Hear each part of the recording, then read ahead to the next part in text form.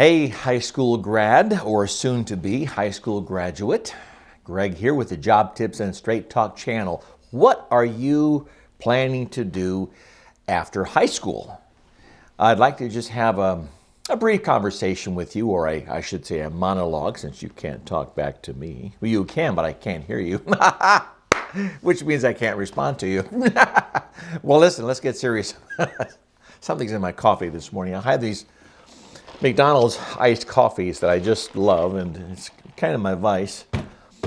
And it must have been extra caffeinated this morning. But listen, a lot of options are available to you. If you're soon to be graduating high school or have just graduated, and whether you've talked with a guidance counselor about your future or not, or maybe your parents or friends or other family members, I'm going to share with you some ideas that I have and some things to consider as you move into the next chapter of your life. Some of the ideas are going to be things that might take a few years to accomplish before you start going into the career world. And in those cases, I want to encourage you to remember one thing, and that is, if you think back to when you were in kindergarten, first and second grade to now, it seems like just yesterday, right? Between now and say 4 years or 6 years or 8 years from now, right now at your age and stage of life, it seems like that's an eternity, because you really want to get out there and start working and making a living and paying your own bills. And all that's great, especially if you are motivated, energetic, and you want to start making things happen. But the time will pass very, very quickly, and you will be 22, 26, 28, 30 years of age before you know it. And you'll look back on this time and say, wow, where did the time go? It just flew by. So take your time, be thoughtful about the path you want to take, or that you think you want to take, or that you will eventually take. Look at the career options that are available. Look at your interests. Look at things that give you excitement about getting up and doing. When it comes to career fields, you need to enjoy your work. You need to, I say need, maybe not, but I'm going to go there for now. While you're at the age where you have choices, before you end up with a mortgage, with a spouse and children, and all of the weight and the pressures of the world that will be on your shoulders at some point in time, now is the time where you can sit back and say, okay, while I'm not going to just lazy around on my parents' sofa, I am going to be methodical in thinking about my future. So a 4-year college degree may be for you. I know there's a lot of news out there about how terrible colleges and universities are. I would say that's not, I don't know if it's the majority or not, but I would say that there are very good colleges and universities that offer very good degree programs that can get you far in life if the degree, is one that is beneficial and useful. If it's not just a basic liberal arts degree, or some degree that has no real value or income earning capabilities beyond college. Because what you don't want to do is get out of college with a degree that you can't put to use. And then you've either worked your way through college and maybe paid your way as you went, or you got student loans, and now you've got this debt that you can't pay for, because the careers don't pay any more than perhaps jobs or careers without a degree, right? If there are even jobs that you can even get in your field.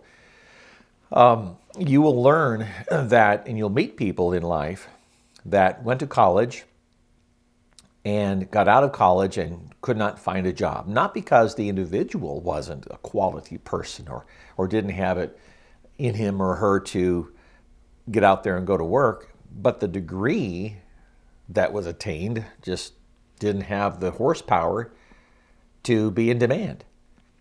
So companies for which they might be looking to work, if you will, are saying this degree is of no value to us here. So next, you don't want that to happen. So consider the degree that's going to give you opportunities. And I mean big opportunities, not just opportunities unless you really like a certain field.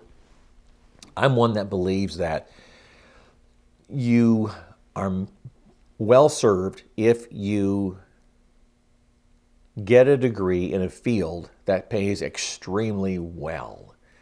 Maybe it's not the field that you love deep down in your core, because let's just say deep down in your core, you really like underwater basket weaving. There's no demand for that though. So you may have to, just as an extreme example there, but you may have to find a field that may not be the deepest love of your desires of things to do in life, but in which you have some interest. Like, okay, that's kind of cool. That's kind of interesting. Maybe political sciences, maybe law, maybe the medical field in some fashion, whether it's a registered nurse, a nurse practitioner, a physician assistant, or a full-blown medical doctor. Those are some of the fields within the fields of some of the jobs within the field of medicine that pay quite well, versus a licensed vocational nurse, which is on the lower end of nursing in terms of income earning capability. Good nurses, but the income range isn't as high as the other ones that I mentioned. Or a CNA, a certified nurse's aide, which doesn't pay very much at all. So when you look at the field, say, okay, in this field that I have interest in, what are the careers within that field that pay the most? And then strive for that. Not out of greed, no. But if you're going to be in the medical field, let's just as an example, and then you can translate this across, if you will, or carry this across any other field of endeavor. Look at the field of endeavor and say what pays the most. So let's go back to the medical field example, or the lawyer field example. What aspect of law pays the most? And it'll change year by year, every few years. So if I give you a category today of law or medicine or aerospace or what have you that pays the most, by the time you see this video, it may not pay the most. It may be a little bit different. So you will need to do your own research. Easy to do. Just research highest paying medical careers, highest paying legal careers, highest paying aerospace careers, highest paying, you follow my point here. Go after that, because you're going to be spending the amount of time between the time you get into the workforce after school to retirement. You're going to spend that same 30, 40 years of life anyway doing the work. You may as well do the aspect of that work, if it's in a field that you like or love or what have you, that pays the most, so that you can invest more wisely, I say wisely, but most effectively for your retirement, or so that you can afford a nicer home and maybe a nicer standard of living, take nicer vacations, have nicer things, if things are your thing, okay? You only have one opportunity. I wouldn't say one opportunity. You have quite a few opportunities in your life. You're young enough yet. But you only have one life this side of the grass. Okay, so, or this side of eternity, heaven or hell. Make the best of it. And so maximize the opportunities that are there. Now, if you choose not to go to college, fine. You might go to a trade school. There are a lot of blue-collar jobs that pay extremely well. And now when I say extremely well, I'm not talking about paying you millions, no. But there are many fields in the plumbing trades, HVAC, which is heating, ventilation, and air conditioning trades, the carpentry trades, mechanical trades, you name it. There are a lot of trades that pay extremely well. For example, in the utility, electricity, natural gas, in that trade, if you look at the supply to the homes of natural gas or electricity, so like the local utility companies, there are some extremely good paying jobs. Linemen, for example, with the various electric utilities pay high six figures, in some cases $200,000 and $300,000 and more per year. depending on what level you're at as a lineman. It does have danger to it. Yes, it does have risk, but there are a lot of linemen who get well trained and that are conscious enough in their jobs, and their head is in the game. They know what they're doing. They take all the right precautions, and they're perfectly safe. You're out there in the weather. You have to be able to accept that, but you bring home an insane amount of money, relatively speaking. So you can look at something like that.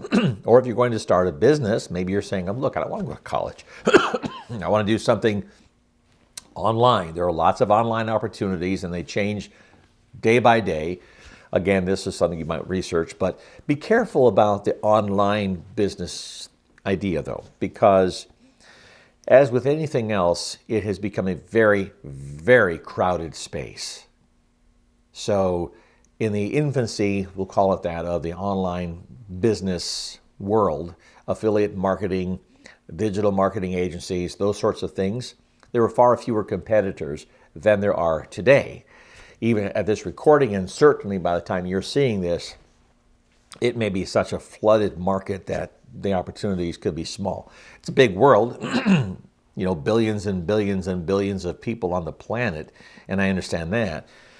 But like anything else, it can become a very crowded space.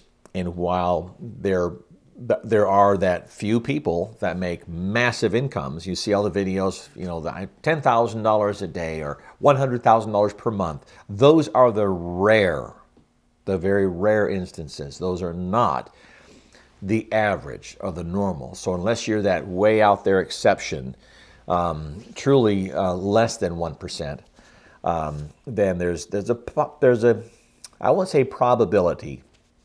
I guess I'll use that as, for lack of better words, that you'll be in the not 0.5%.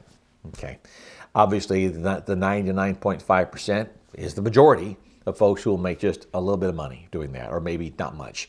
So be careful how much time you spend on your parents' couch trying to build something online, hoping that one day you'll make a living, because you could become 30 years old still doing this, and now you're 30 years old without a real job in your history, without any traction being developed.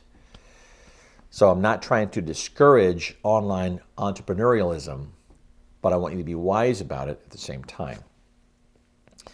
If you're not inclined to do that, there are lots and lots of freelance things that you can do depending on what your interests are. So let's go back to finding something that you enjoy, in which you have interest, but that also can pay you quite well. I am still going back to the idea of charting out your path and following that path. People that have done that, generally speaking, I think, have found the greatest amount of success and career stability across a lifetime. You will have your ups and downs, certainly. You may have the best degree, make phenomenal money, and still be laid off. Companies downsize, right size, fold, stuff happens. You will go through those ups and downs in life, in your career, regardless of the of the career path that you choose. But right now, while you have the opportunity, while you have, my phone dinged me, while you have the opportunity, chart a good path. Give it some good thought.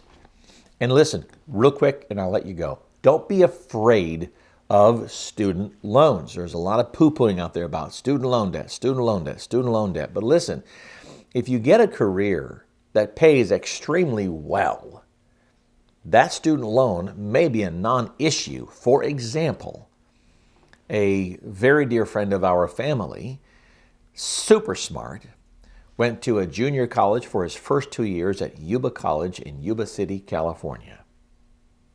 He then went on to Chico State University in Chico, California. Just a state university. But because he is so smart, so brilliant, and I kid you not, one of 6 brilliant children whose parents are a doctor and an educator by profession themselves. There's like a smart gene in their family, if you will. This young man was accepted both at Yale and Harvard Law. He had interest in law. He opted to go to Yale, went to law school. He has racked up $200,000 in student loan debt. but he's a Yale-trained attorney today, very likely making extremely good money, well above whatever his student loan payments are, and well above that is, I should say, the average lawyer job from a local Yoko kind of average law school. Nothing wrong with them, but if you're one of the top law firms in the country, you're looking for, first-year lawyers who might make junior partner and senior partner one day. You're looking for those who are educated at some of the best law schools in the country. Well, Yale and Harvard, you can't get much better than those, right? In terms of their reputation and truly in terms of the rigor and how good you become at law when you're done and you pass the bar. Now you're in demand and the salaries are crazy high. So if you were inclined, let's just say, to go to the average law school and you get out and the first year family law attorney is making, let's just say, $75,000. Let's just use that number. But a Yale-trained or Harvard-trained attorney is making $250,000, $175,000 more. On a monthly basis, that's what? $14,500 roughly per month more? So if his student loan is $1,500, who cares? He's making $14,000 more than he would have made with the average degree. So when you look at student loans, be smart about it.